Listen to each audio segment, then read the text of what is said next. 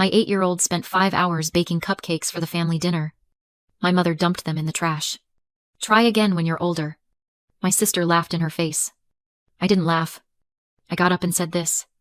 Everyone was speechless. It was supposed to be a normal family dinner. Roast meat. Loud conversation. A bottle of wine that was probably already half gone before we arrived. Where are you listening from? And what time is it for you? Drop a comment. Let's map our whole community in one thread. I did not cry. I opened my laptop. The screen washed the room in that pale hospital blue that makes everything look honest. Banking app. Automatic transfers. $1,600 each month. Quietly leaving. Month after month. For about 10 years. About $200,000, disguised as love. I tapped cancel. Confirm. A soft ping. Like a nail setting into wood. I removed my card from the family grocery app. Deleted the shared list with the little hearts next to their favorite brands. Blocked the recurring request for the weekend rides. No one thanked me for. Notifications went dark. And the house felt brighter. The apron Zoe wore earlier hung on its hook by the door.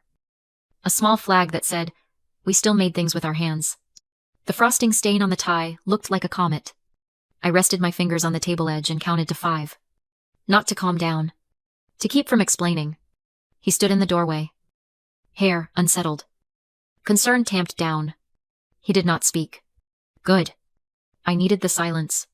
I needed the sound of pings turning into nothing. I drafted a text to my parents. One line. You do not have access to me anymore. I watched the sentence blink like a heartbeat. Then I deleted it. They do not need my thesis. They can have my absence. Here is the part people do not see.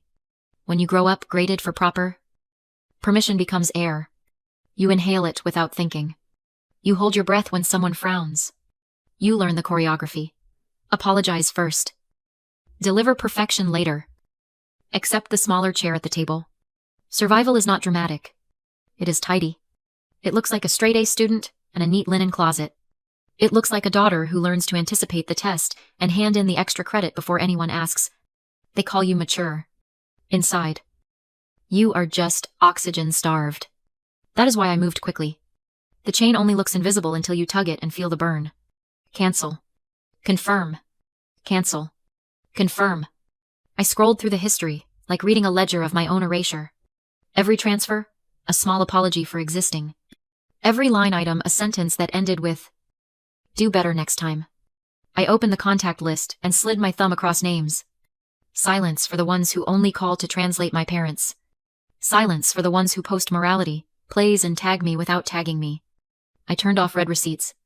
I turned off the echo that made my phone feel like a hallway where my name was always being called. I stood. Poured water into a glass. And it tasted like the first breath after leaving a theater. Cold night air, undoing the perfume. The living room lamp hummed. The hum matched the pulse under my skin and made it steadier. I checked the browser again. The cancellations were lined up like little closed doors. It is strange what your body remembers. Mine remembered sitting at a table as a child. Rewriting a thank you note because the loops were messy. Mine remembered being told that doing it again was love. I believed that for far too long. Doing it again was control with manners. He moved closer. Careful, like approaching a wild thing that might bolt. You sure? He asked, without asking. I nodded. This is not revenge. This is maintenance. I am shutting off the leaks. I opened a blank text to them again. I typed. I am fine. I erased it. I typed. You will speak to me through counsel. I erased that too. No more softening. No more air that is not mine. The apron on the hook fluttered when the heat kicked on. I took it down and smoothed the tie with my thumb. Pressed the frosting comet into the fabric like a seal. The kitchen smelled faintly, like sugar and lemon cleaner. I wanted that to be the last time those two scents touched. I closed the laptop. The room stayed bright anyway. I used to think leaving meant running away. Turns out, it feels more like breathing again after holding it for years. When I added up everything I'd covered. The numbers didn't even make me angry. Just clear. The winter property tax that slipped through the cracks. The bridge month rent Courtney swore she'd pay back twice. The so-called emergency roof fund that vanished like smoke. Every dollar had come with a thank you that sounded like an IOU for more obedience. I remembered Zoe's drawings spread across the counter. each one corrected by my mother's voice. Through me, gentle. Instructional. Poison wrapped in care. Stay in the lines. Honey. Meanwhile, Bailey Scribble's whole fields of chaos were framed. Captioned. Look at her imagination. In my job, I teach women to set boundaries. To ask, what do you owe yourself? Funny how easy it is to preach when your own house is on fire. I tell them that help without respect is control. That love measured in chores isn't love at all. Every word I'd said to them circled back and landed squarely on me. I kept hearing my mother's favorite phrase, if it's worth doing. It's worth doing properly. She said it like a hymn. But it always meant, you're not enough yet. Those words didn't just shape me. They pruned me. I grew around them like a tree, leaning toward the only sunlight allowed. That's the real trap of cruelty that looks normal. It wears pearls and a soft voice. It calls humiliation high standards. It hands you correction as a compliment. For years, I called it discipline. It was conditioning sweetened. Dressed up. Made palatable for dinner tables and holiday photos. When Zoe's cupcakes hit the trash, something ancient snapped inside me. It wasn't just about dessert. It was a rerun of every erased effort that had ever been renamed lesson. I opened my old budgeting sheet. Column after column of temporary help, stretched down like a spine that had bent too long. I whispered the math out loud. 10 years.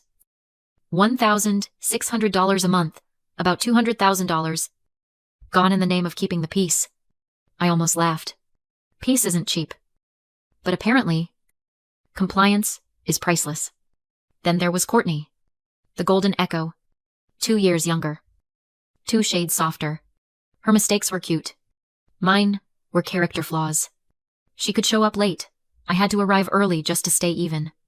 When she forgot Mom's birthday, it was stress. When I did, it was proof I didn't care enough. I saw it all with frightening precision now. The double standards. The tiny social cues. The hierarchy hidden inside family. Zoe wandered into the room, still wearing her pajamas. Eyes curious. Are we still going over to Grandma's next weekend? She asked. I looked at her. Really looked. Her hands had bits of food dye under the nails. A quiet badge of effort. I shook my head. No. Honey, we're taking a break. She nodded like she already knew. Kids can smell peace coming. After she left, I sat back in the chair and whispered to no one. This isn't duty. This is debt with better lighting. And once you name it, it stops owning you. By morning, the air had that brittle quiet my childhood used to have before someone corrected me. My phone glowed with new messages. Mom's voicemail. First her voice practiced. Soft. Dangerous. We just want things handled properly. Sweetheart. That word again. Properly. As if control wore perfume now. Then Dad's voice. Low and steady. You know how your mother is. Don't make this bigger than it is. Translation: endure it. Pretend it didn't happen. Like always. Then Courtney. You're overreacting. A text bubble with a heart at the end. A tiny bow on a slap.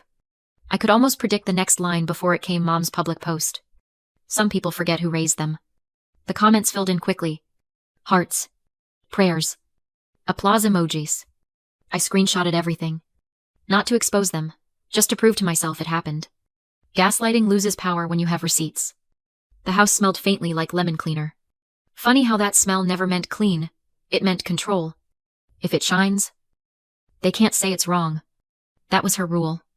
I used to inhale it and feel safe. Now it just made my throat itch. I made tea. Let it steep too long. Took one sip.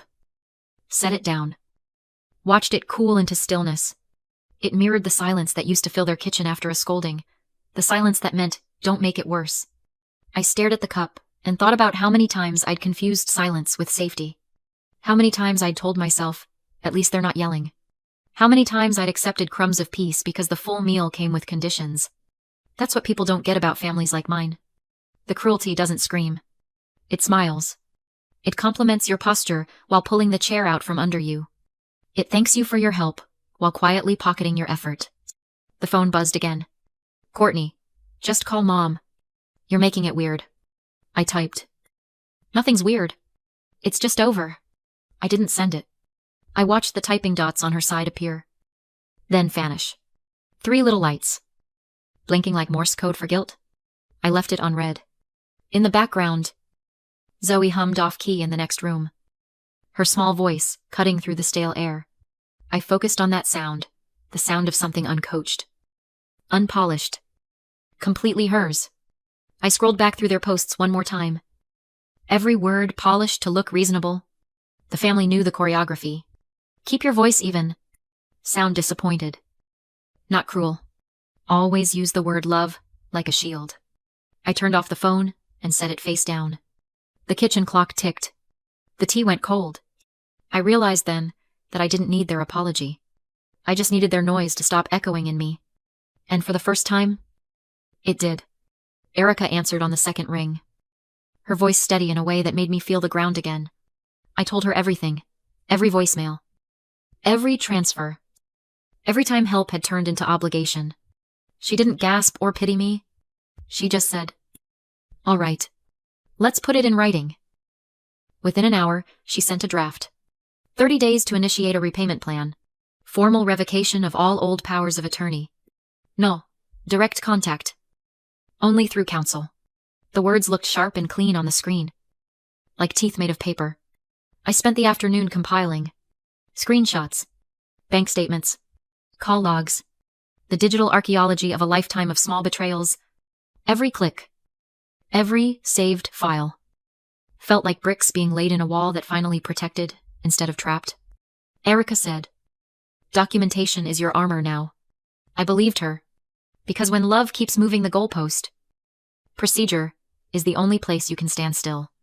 That sentence followed me as I worked. Procedure as a kind of peace. Evidence as air. I named each file like a chapter title. Voicemail 1. Transfer history. Dinner. I didn't bother to label feelings. Feelings had never earned me safety. Logan watched from the doorway again, leaning on the frame.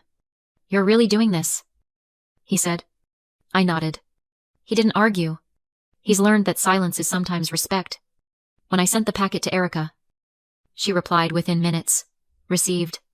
I'll deliver it today. The email felt like a full stop at the end of a sentence that had gone on too long.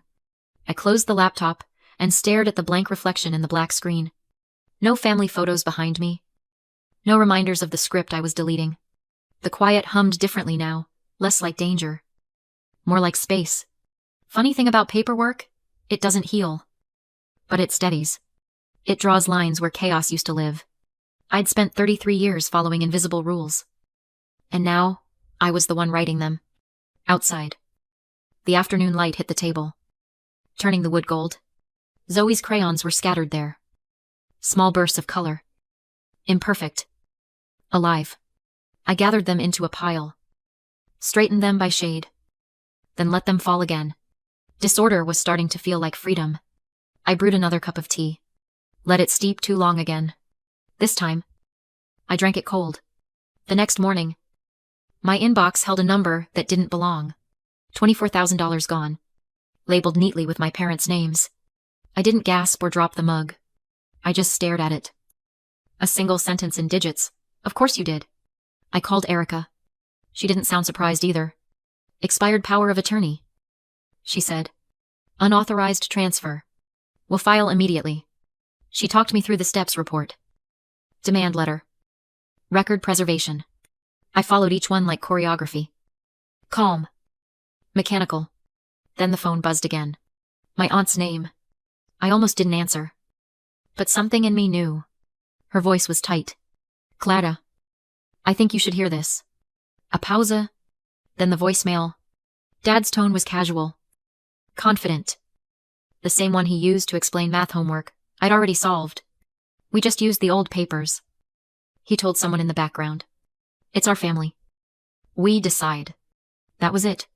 Just enough to turn suspicion into proof. I saved the file 3 times. Sent it to Erica. She called within minutes. That's it, she said. They can't spin that one. We'll add it to the filing. I sat at the kitchen table, phone still in my hand, staring at the plant by the window. Its leaves were pale from neglect, curling in on themselves. I reached over, snipped the dead tips. The gesture felt almost ceremonial. You don't wait for rot to apologize before you prune it. The word properly echoed in my head again. Mom's favorite disguise. We're just trying to do things properly. Properly. Asking quietly. Properly. As in never confronting the mess. Just polishing it. Properly. As in theft with table manners. That was the trap. The theater of their virtue. Every rule. Every correction. Every standard was a prop. Their cruelty came with choreography and perfect diction. The show had gone on for decades, because I never stopped clapping. Now the curtain had dropped. The difference was legal. Not emotional. Documented. Not debatable. Erica's final email arrived before noon. Demand letter sent. They'll respond soon. You did everything right. I reread that line. You did everything right, and felt something uncoil in my chest. I had heard variations of those words my entire life. But always with a correction waiting behind them. This time, there was nothing to fix. I set my phone face down. The house was still. Heavy with clean air. For the first time. Properly belonged to me. 2 days later. The knock came. Not hard. Not disparity. Just measured. Like she still believed she was in charge of the rhythm. When I opened the door, Mom Karen stood there. Flawless. As always. Hair set. Coat tailored. Even her guilt had good posture. Behind her, the winter air hung sharp and blue. Her eyes flicked past me into the house. You look tired, she said. How the way some people say hello. Then, softer. We're losing everything. Clara, your father's heart can't take this. Do something for your sister. For a second, I saw the little girl I used to be. Desperate to please that tone. But the feeling passed. Quick as static. I didn't invite her in. I didn't reach out. I just stepped forward until she had to step back. I already did something, I said. I handed her a small envelope revocation notice. Police report, receipt, repayment schedule. Her own signature already printed at the bottom. Erica had handled that part. She blinked once. Twice. Color drained. Then came back as irritation. You called the police on your parents. I filed a report, I said. Because that's what people do when someone moves their money without asking. Her mouth twitched. You don't understand. We were just... No, I said quietly. I do understand. Better than you think. The wind pushed against us, carrying that faint metallic chill of coming snow. I raised my glass of water. The one I'd been holding when she knocked. Here's to the last time we do this. For a moment, she didn't move. Then she turned. Heels crisp on the porch wood. Walking back to the car where Dad sat pretending to scroll through his phone. The door slammed. The sound wasn't loud. But it landed. Inside. The silence had weight. But it was mine. The next morning. Sunlight spilled across the counter. Zoe stood on a stool. Flipping waffles. One tore when she tried to turn it. She frowned. I'll redo it. The words hit me like déjà vu, the start of the script. But this time, I cut the scene short. No, I said, smiling. It's good enough. She looked at me, surprised, then grinned. Good enough. Tastes perfect to me. Logan laughed from the table. Hair still messy from sleep. That's my kind of breakfast. We ate together. Syrup running wild. Laughter, louder than the forks. After they left for the day, he said at me disk. The old spreadsheet family support was still open. Rows of history. I selected all. Delete. Confirm. The screen blinked clean. Then I opened a new document. Grant ideas, women's shelter. The cursor waited. Patient. Letting go of blood ties doesn't mean hating where you came from. It means refusing to shrink back into someone else's version of love. It means teaching your child that safety and silence aren't the same thing. Standards without love are just leashes. Choose rooms where your effort isn't evidence against you. And if you needed to hear that today, maybe this is your sign to close the door too. If this gave you language for your own boundaries, tell me in the comments, what's one standard you're done mistaking for love? And if you know someone who needs this, share it with them today.